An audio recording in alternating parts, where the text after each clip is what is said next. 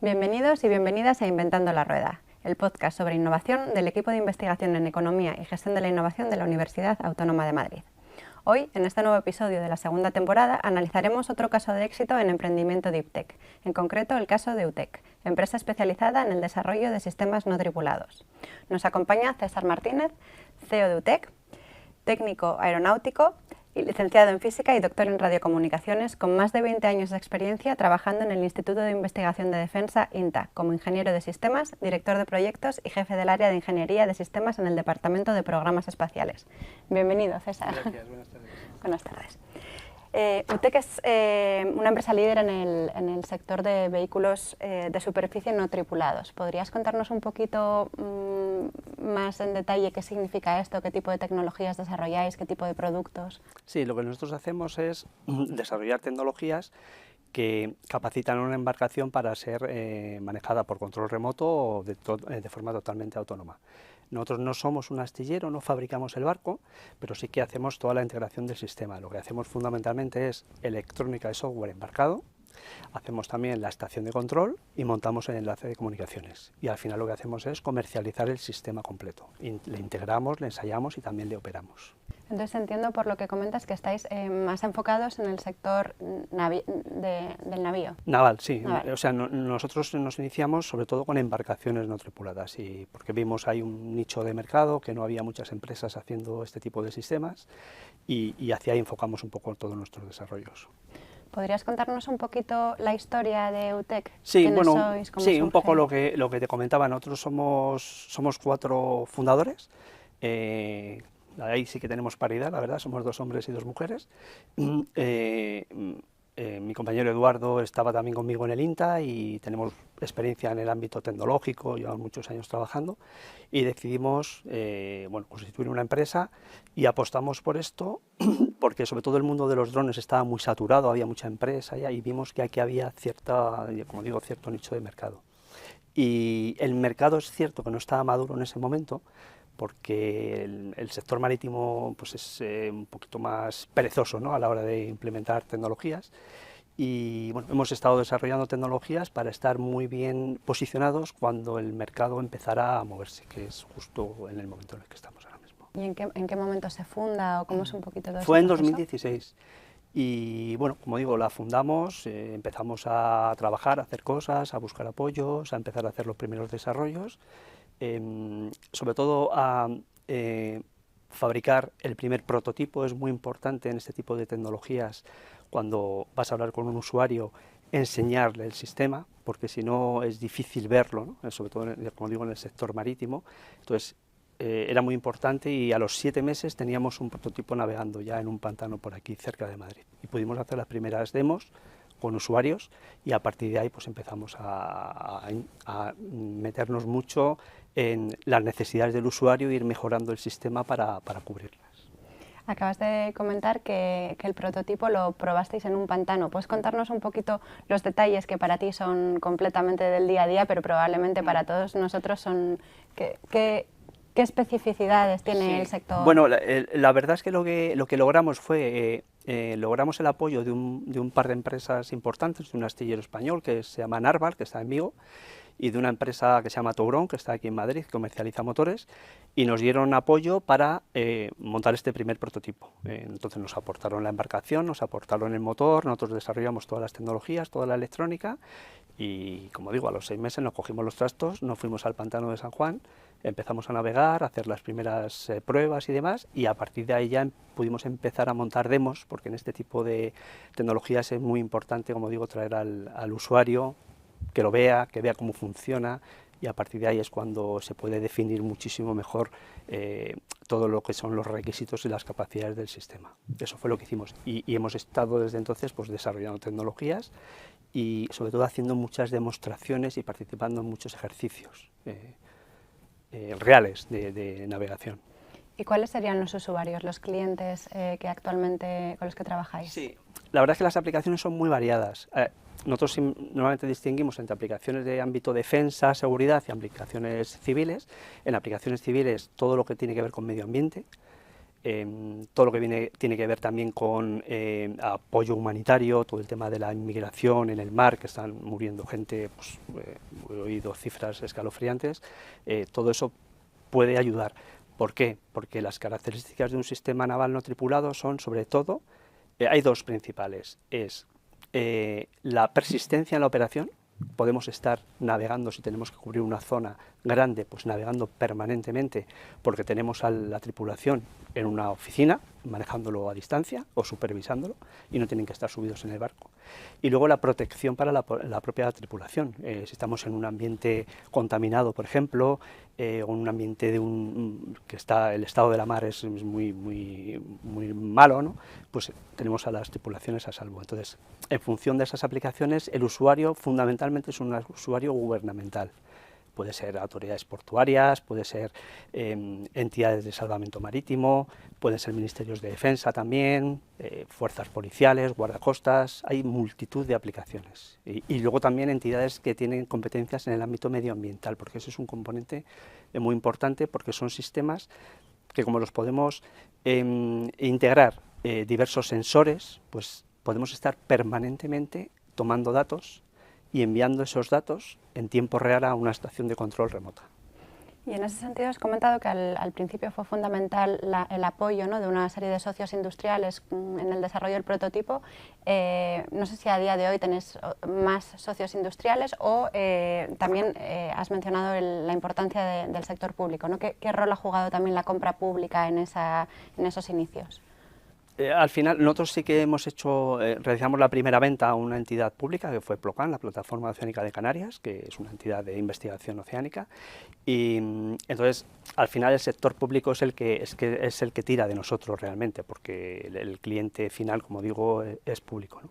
Y tenemos mucho contacto también con la Armada, estamos participando con ellos en ejercicios, en demostraciones, también hemos estado en demostraciones de la OTAN, en varias demostraciones, de hecho, prácticamente todos los años solemos acudir a ese tipo de demostraciones, pero como digo, al final son tecnologías duales que tienen tanto aplicación militar como civil. Es verdad que ese tipo de tecnologías muchas veces es el sector defensa el que tira de ellas, es el tractor, y cuando en el sector de defensa ya se empieza a implementar, el sector civil muchas veces se suma, y ha pasado con muchísimas tecnologías históricamente, ¿no? Entonces, al final el papel del sector público es fundamental. También es verdad que es difícil entrar en el sector público, porque al final estamos hablando de licitaciones, ¿no? Entonces, bueno, no es fácil para pequeñas empresas entrar en esas licitaciones y competir con las grandes. Claro, justo precisamente era la siguiente pregunta que te iba a hacer al hablar de compra pública innovadora. ¿Qué ventajas o qué diferenciación aportáis vosotros frente a grandísimas empresas, ¿no?,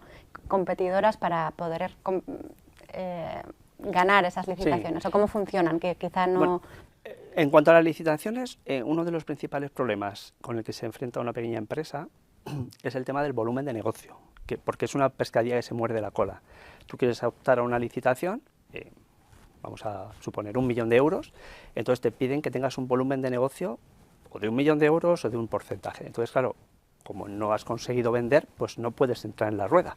Entonces es muy difícil. Si accedes a licitaciones, si son licitaciones de unos miles de euros, pues es fácil entrar, ¿no? Pero si accedes a licitaciones de millones de euros, pues es que no puedes entrar, es imposible. Pero bueno, al final, mediante colaboraciones y demás, siempre se consigue entrar. Y respecto a lo que me has preguntado de qué podemos aportar, pues una pequeña empresa sobre todo tiene muchísima más flexibilidad, más rapidez, podemos ser más competitivos también en costes, muchísimo más competitivos, y al final muchas veces también se forman consorcios de las grandes con las pequeñas. Al final, bueno, ya sabéis lo de la triple hélice, ¿no? Al final la parte de universidad, la parte empresa, la parte pública, y muchas veces esa parte empresa se cubre bien con una grande y con una o varias pequeñas que complementan a esa grande y le dan agilidad. ¿Tenéis a día de hoy alguna colaboración de ese tipo con la universidad? Tenemos muchas, estamos metidos, somos pocos, la verdad, somos muy poquitos en la empresa, es una empresa pequeña, pero tenemos muchas actividades de todo tipo. De hecho, por ejemplo, hoy hemos estado en una reunión aquí en la UAM, porque vamos a iniciar un proyecto con un grupo de investigación de aquí, de la UAM, para un proyecto relacionado con visión artificial y demás. Y estamos en proyectos europeos, con grandes empresas españolas, tenemos muchísima actividad, la verdad.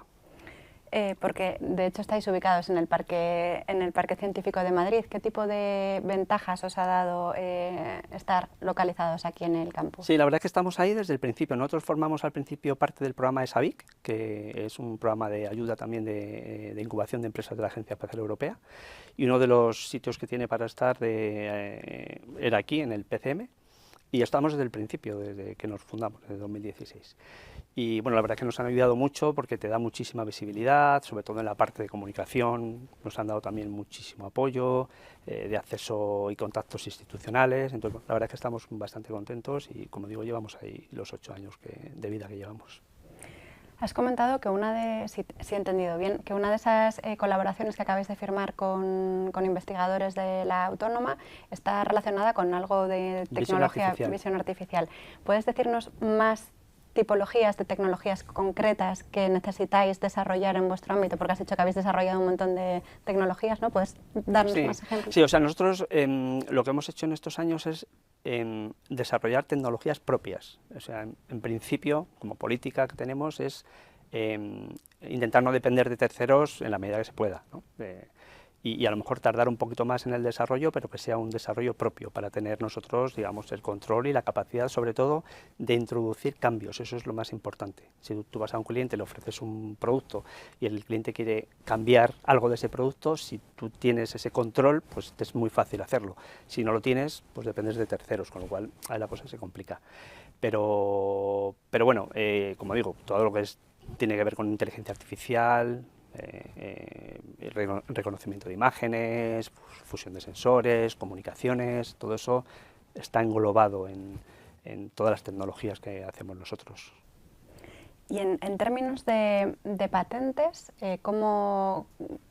¿cuántas tenéis o habéis desarrollado? Sí, la verdad es que ahora, a día de hoy no tenemos patentes. Bueno, es un tema que es controvertido, ¿no? Hemos hecho alguna cosa, pero fundamentalmente por falta de tiempo y medios, o sea, no por otra cosa. O sea, nosotros ahora mismo tenemos tecnologías propias que no están patentadas en su mayoría, pero como digo, es una cuestión de que somos pocos y tenemos que optimizar actividades y recursos y no hemos podido dedicar mucho tiempo a este tema. Al final, las patentes solo son una opción de protección, ¿no? ¿Cómo Claro. protegéis vuestras tecnologías? Bueno, sobre todo con el know-how, con el secreto industrial a nivel empresa, con acuerdos de confidencialidad, con los socios, todo ese tipo de instrumentos para proteger. Y hablando un poquito de los desafíos, como una empresa de Deep Tech, los desafíos son muy diferentes, ¿no?, a los que pueden enfrentar otro tipo de emprendimientos. ¿Cuáles son los principales obstáculos que habéis tenido que enfrentar en todos estos años? Pues yo creo que están sobre todo asociados a la parte financiera, porque al final el desarrollo de estas tecnologías es costoso. Por ejemplo, adquirir un barco, adquirir un motor, pues es muy costoso. Entonces los comienzos son muy duros y se resuelven a base de inversión personal, fundamentalmente.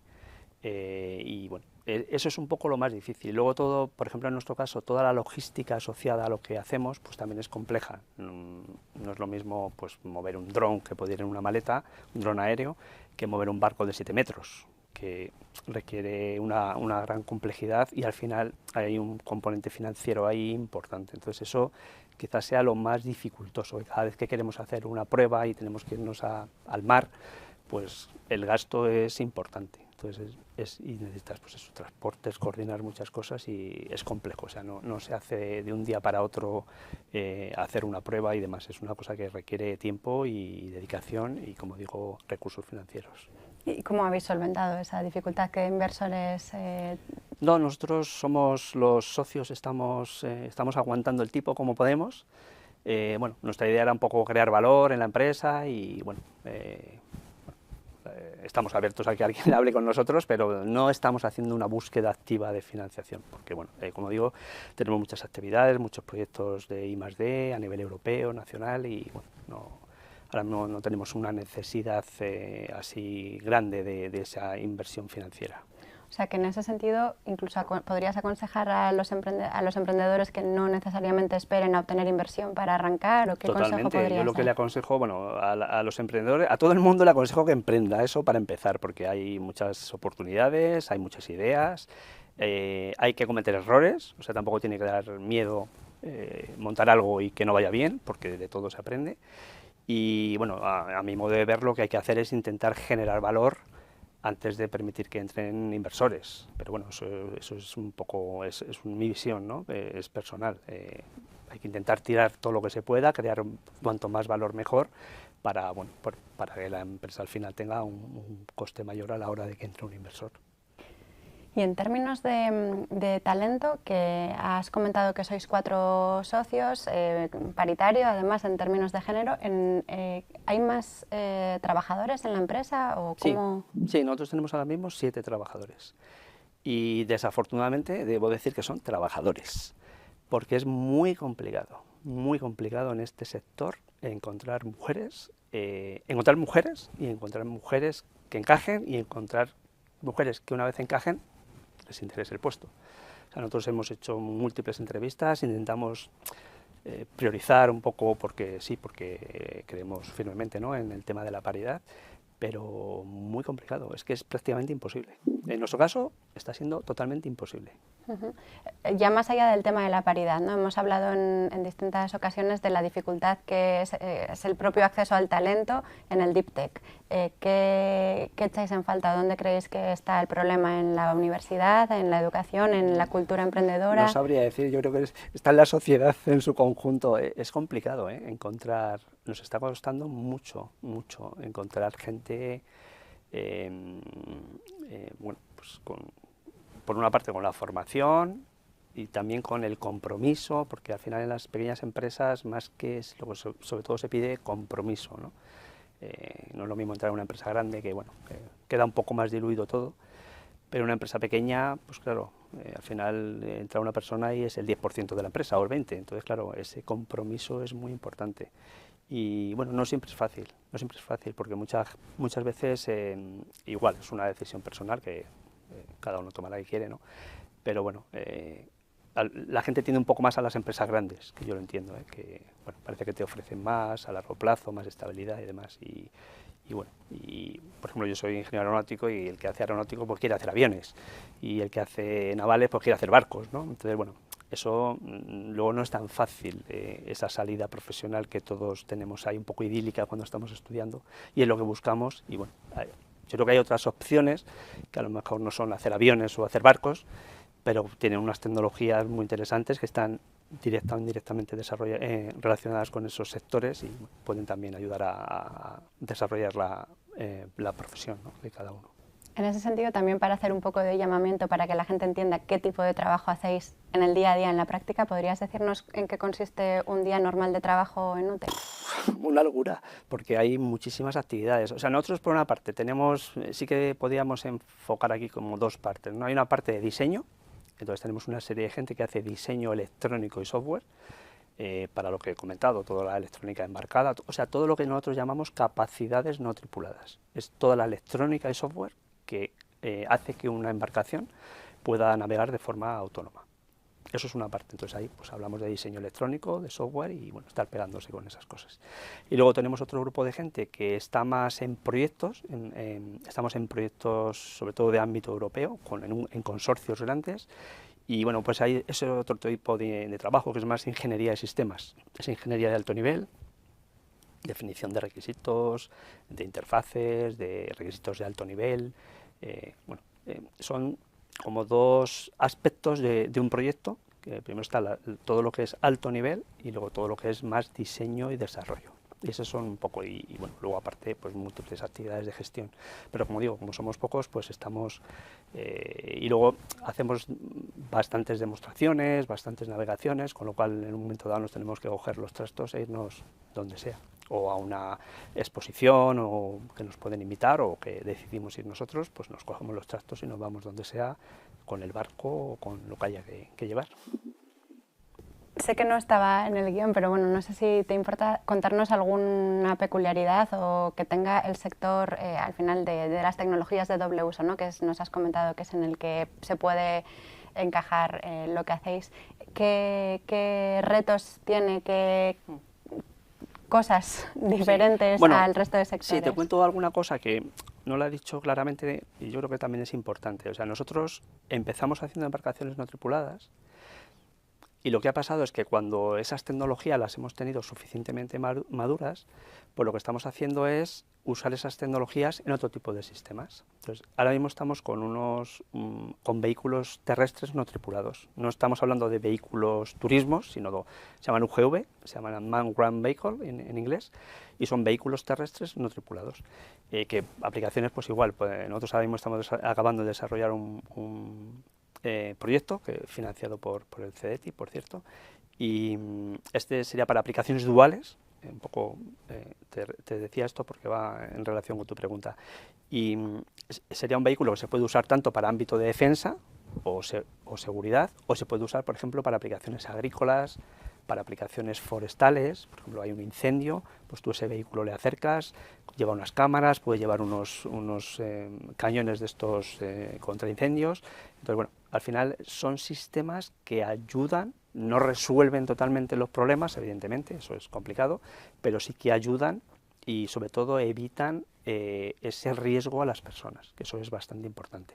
Entonces, ¿el reto cuál sería? Pues bueno, eso, intentar esas tecnologías, extenderlas a otros ámbitos. También estamos desarrollando un avión de alta velocidad, un avión de ala fija, de alta velocidad, que bueno, estamos en los momentos iniciales porque ahí sí que ya sería un proyecto que requiere una inversión bastante fuerte, ¿no? Y entonces, bueno, estamos haciendo eso, haciendo otro tipo de barcos también.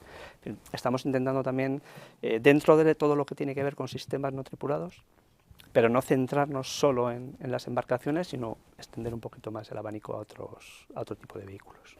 ¿Y es un sector en el que el tema de la regulación o de la estandarización, etcétera, es un reto adicional que tenéis que superar? ¿O? Sí, sí.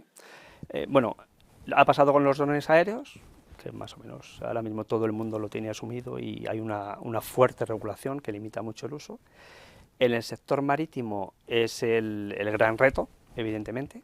Es verdad que España va muy avanzada, nosotros estamos muy en contacto con la Dirección General de la Marina Mercante, que es la entidad que tiene las competencias en este tema, y tenemos grupos de trabajo a nivel nacional y hay ya publicada normativa al respecto, pero tanto a nivel europeo como internacional se está legislando, pues bueno, por lo que suele pasar, ¿no? Que la tecnología va más rápido que la parte normativa y al final la parte normativa pues va un poquito a rastras, ¿no? Entonces, bueno, ese es un reto, desde luego la parte normativa es clave, ¿no? Y es lo que tiene que ir avanzando y tenemos que ir ayudando todos para que, digamos que la voluntad de las autoridades competentes en este caso, evidentemente, es que no pueden poner puertas al campo, ¿no? En este caso, al mar, ¿no?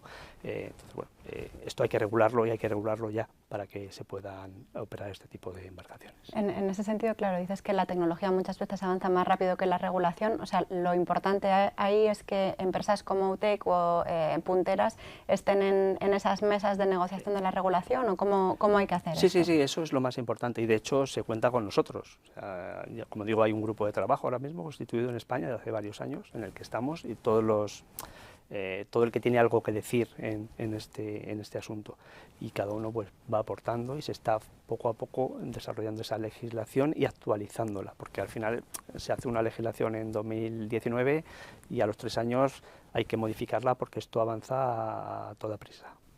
Pues si te parece, ya para acabar, ¿qué miras tenéis a futuro? ¿Qué objetivos, planes de desarrollo os habéis planteado a medio y largo plazo? Bueno, yo creo que el mercado internacional es la clave.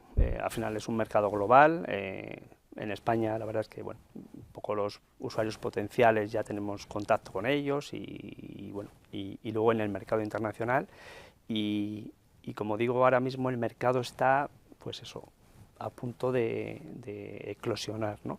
Entonces hay muchísimo interés, salen licitaciones por ahí en muchos sitios y esto va a eclosionar. Entonces, como decía al principio, pues bueno, el objetivo que nos marcamos hace unos años era estar bien posicionados y con tecnologías muy maduras. Estamos en TRL9, o sea, estamos en lo más alto de la tecnología, para poder participar en cualquier licitación que salga en cualquier lugar del mundo. Ese sería un poco el reto.